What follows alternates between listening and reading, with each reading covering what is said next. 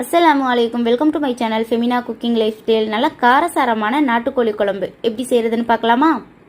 ஒரு பாத்திரத்தை எடுத்துகிட்டு நல்லா சூடானதுக்கப்புறம் 2 ஸ்பூன் நெய் சேர்த்துக்கிறேன். அப்புறம் ஒரு 3லேருந்து 4 ஸ்பூன் வர அளவுக்கு ஆயில் சேர்த்துக்கலாம். 3 கிராம்பு, 3 ஏலக்காய், 2 துண்டு பட்டை சேர்த்துட்டு வெங்காயம் சேர்த்துக்கலாம். வெங்காயம் வந்து ஒரு 2 வெங்காயம் எடுத்திருக்கேன். கொஞ்சமாக உப்பு சேர்த்துட்டு இதை நல்லா வதக்கி விட்டுருங்க. 3 கொத்து கருவேப்பிலையை இந்த மாதிரி காம்போடு சேர்த்துக்கலாம். ஒரு 2 ஸ்பூன் வர அளவுக்கு இஞ்சி பூண்டு பேஸ்ட்டு சேர்த்துட்டு இதை பச்சை ஸ்மெல் போகிற வரைக்கும் நல்லா மிக்ஸ் பண்ணி விட்டுருங்க. கருவேப்பிலை காம்போடு இருந்துச்சு அப்படின்னா அப்படியே சேர்த்துக்கோங்க, வாசனை சூப்பராக இருக்கும். இப்போ 2 பச்சை மிளகாய், ஒரு பெரிய சைஸ் தக்காளி எடுத்திருக்கேன், அதையுமே சேர்த்துட்டு நல்லா வதக்கி விட்டுறலாம். தக்காளி நல்லா வதங்கினதுக்கப்புறம் 1 ஸ்பூன் மிளகாய்த்தூள், 1/2 ஸ்பூன் மஞ்சள் தூள் சேர்த்துட்டு இதை ஒரு தடவை கலந்து விட்டுருங்க. நாட்டுக்கோழியை மஞ்சத்தூள் போட்டு நல்லா வாஷ் பண்ணிவிட்டு இந்த மாதிரி எடுத்துக்கிறேன். இப்போ கறியையுமே நம்ம சேர்த்து விட்டுட்டு தேவையான அளவு உப்பு சேர்த்துட்டு நல்லா கலந்து விட்டுறலாம். நாட்டுக்கோழி வேகிறதுக்கு கொஞ்சம் டைம் எடுக்கும். ஒரு கைப்பிடி புதினா மல்லியை போட்டுட்டு இதை மூடி போட்டு விட்டுருங்க. 10 நிமிஷம் வந்து மசாலாலேயே நல்லா வேகட்டும்.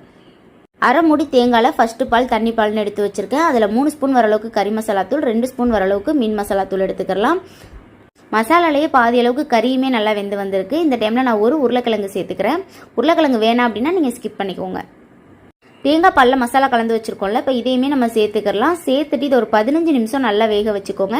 அப்போ தான் வந்து நம்மளுக்கு கறியுமே நல்லா பஞ்சு மாதிரி வெந்து வரும். எனக்கு வந்து கோழி வேகிறதுக்கு ஒரு 25 மினிட்ஸ் ஆச்சு. நீங்கள் பெரிய கோழியாக இருந்துச்சு அப்படின்னா உங்களுக்கு வேகிறதுக்கு இன்னும் கொஞ்சம் கூட டைம் எடுக்கும். ஒரு 5 மினிட்ஸ் இல்லைனா 10 மினிட்ஸ் இன்னும் கொஞ்சம் நேரம் வச்சு எடுத்துக்கோங்க.